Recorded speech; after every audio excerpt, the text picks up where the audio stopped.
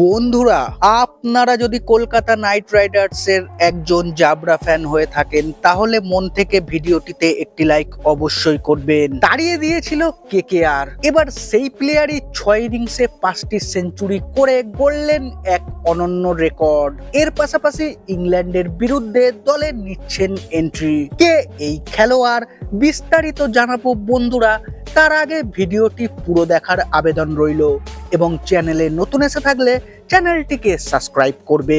বিজয় হাজারের ম্যাচে রাজস্থানকে লাল চোখ দেখিয়ে পঞ্চম শতরান হাঁকালেন বিদভবের অধিনায়ক তথা কলকাতা নাইট রাইডার্সের প্রাক্তন এই অধিনায়ক। রবিবারের হাই ভোল্টেজ কোয়ার্টার ফাইনালে 5 নম্বর সেঞ্চুরির নজির গড়লেন এই ভারতীয় তারকা।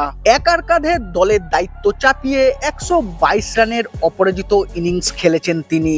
আউট হয়েছেন মাত্র একবার, আর এই কীর্তি তাকে শিরোনামের জায়গা করে দিল। অধিনায়ক হিসেবে রবিবার সেঞ্চুরি হাঁকিয়েই থেমে থাকেননি নায়ার। বিগত 4 ইনিংসের পর পঞ্চম ইনিংসেও শতরান গড়ার পাশাপাশি অধিনায়ক হিসেবে দলকে সাফল্য পাইয়ে দিয়েছেন প্রাক্তন কেকেআর তারকা।